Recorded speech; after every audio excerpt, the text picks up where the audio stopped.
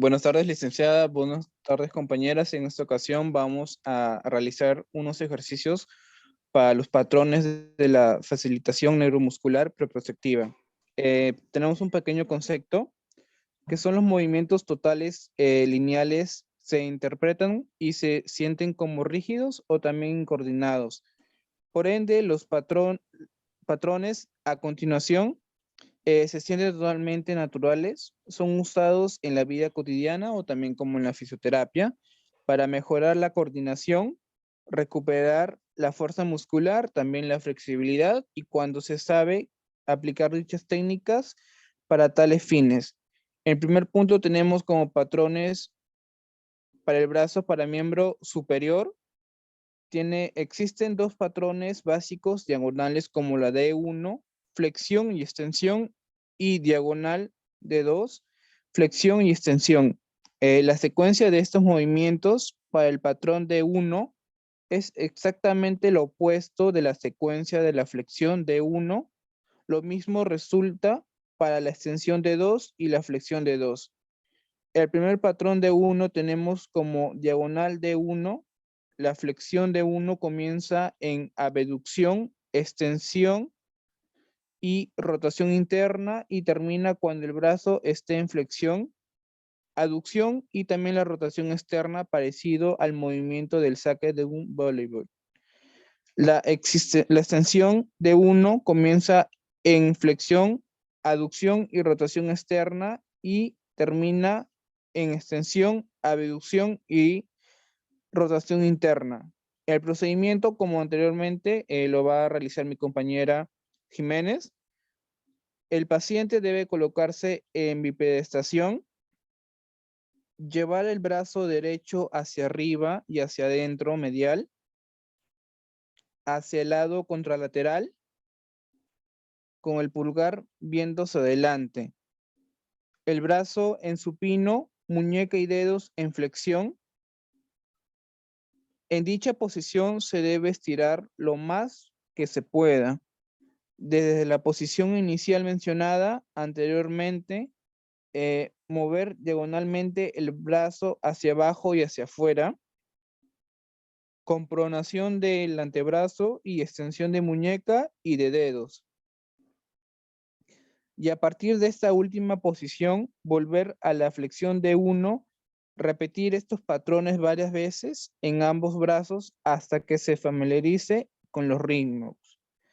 En la patrón 2, que es igual en miembro superior, en este caso, usa la línea opuesta del patrón de 1. Se divide en flexión de 2 y extensión de 2. La flexión de 2 termina cuando el brazo es llevado a la flexión, abducción o también rotación externa, parecido a la posición del mesero al llevar una bandeja en sus manos por encima de la cabeza. Y la extensión termina cuando el brazo es llevado a extensión, aducción y rotación interna. El procedimiento, como lo va a demostrar mi compañera, el paciente tiene que estar en bipedestación, llevar el brazo derecho hacia arriba, afuera y un poco atrás del cuerpo, con el pulgar mirando hacia,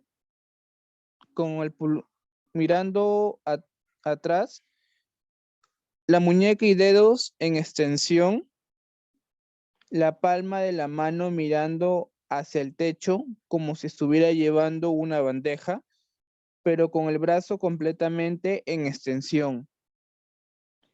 Estirar lo máximo que se pueda. A partir de aquí se debe rotar ligeramente el brazo y en forma diagonal bajar el brazo, llevándolo contralateralmente con el brazo en pronación, muñecas y dedos en flexión, y esto podemos repetirlos en patrones varias veces en ambos brazos hasta que se familiarice con los ritmos. El segundo punto tenemos patrones para las piernas. Estos patrones de las piernas parecidos al de los brazos también, pero no son iguales. Los patrones son los patrones de las piernas D1 y D2 se dividen cada uno en extensión y en flexión. El patrón D1 de miembro inferior, la D1 termina con la pierna en flexión, aducción y rotación externa. La extensión D1 termina como la pierna extendida, está en abducción y rotación interna. El siguiente vamos a hacer el procedimiento con la compañera. El paciente en bipedestación, llevar el miembro inferior derecho con rodilla extendida, extensión de dedos, dorsiflexión e inversión del pie hacia adelante, como una flexión de cadera, con una aducción y rotación externa del fémur. Estirar lo máximo que se pueda al final del movimiento, en posición final de la D1.